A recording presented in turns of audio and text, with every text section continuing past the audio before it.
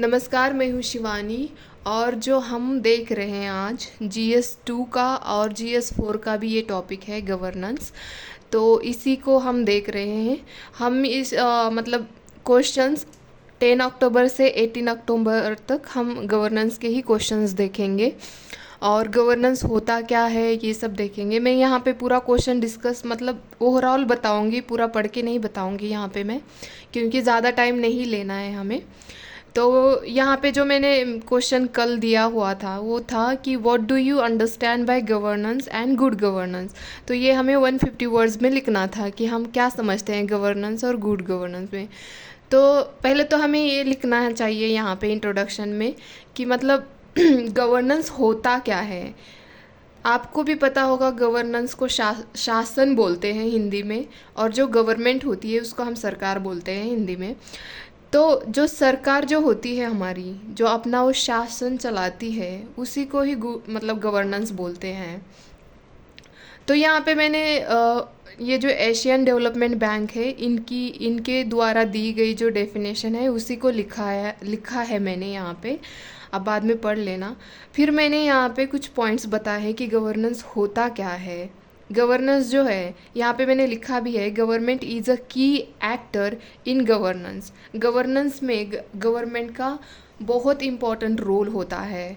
तो फिर बाद में मैंने यहाँ पे बताया भी है कि in governance all actors apart from the government and the military are called civil society. मतलब गवर्नमेंट को और जो मिलिट्री है इनको छोड़ के जो बाकी के सारे एक्टर्स मतलब जो भी स्टेक होल्डर्स आते हैं वो सिविल सोसाइटी के अंदर आते हैं।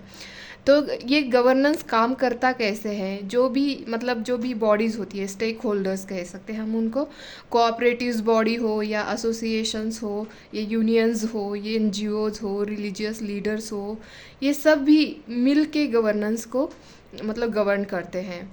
गवर्नेंस के अंदर इनका बहुत इम्पॉर्टेंट रोल है। तो मैंने यहाँ पे एग्जांपल भी दिया है कि गवर्नेंस क्या होता है। गवर्नेंस एक सर्विस प्रोवाइड करता है पब्लिक को, लाइक फूड प्रोवाइड करना, हाउसेस प्रोवाइड करना, एजुकेशन प्रोवाइड करना, हेल्थ प्रोवाइड करना, ये सब गवर्नेंस के अंडर आता है।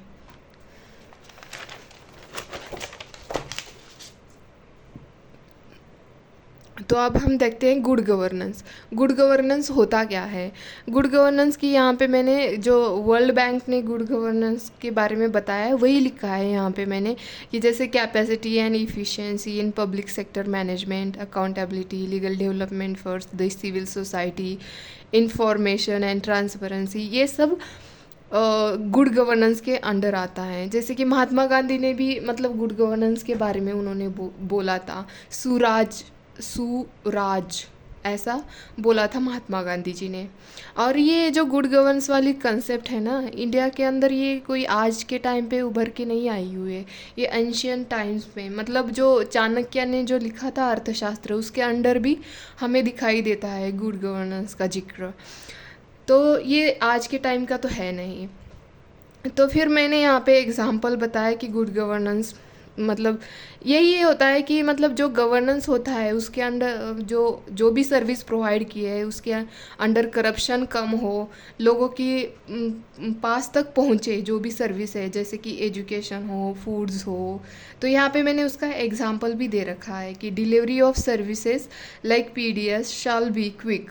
मतलब जो भी PDS द्वारा जो पब्लिक डिस्ट्रीब्यूशन सिस्टम बोलते हैं ना हम, तो उसके द्वारा जो भी अन्न प्रोवाइड किया जाता है लोगों को, गेहूँ, चावल हो, ऑयल भी देते हैं, दाल देते हैं, शुगर देते हैं, ये जो होती है इसके अंदर धांधलेबाजी ना हो और ये लोगों तक पहुँचे। इस मतलब इसके अंदर ट्रांसपेरेंसी एंड अकाउंटेबिलिटी आए, इसी को ही हम गुड गवर्नेंस बोलते हैं। And devoid of middle man, जो मिडल मैन होते हैं गवर्नेंस और सिटीजन के बीच में जो रहता है, वो बिचौलिया हम जो बोलते हैं, वो खा जाता है ना आधा। तो इसीलिए उसको डिवॉइड करना है।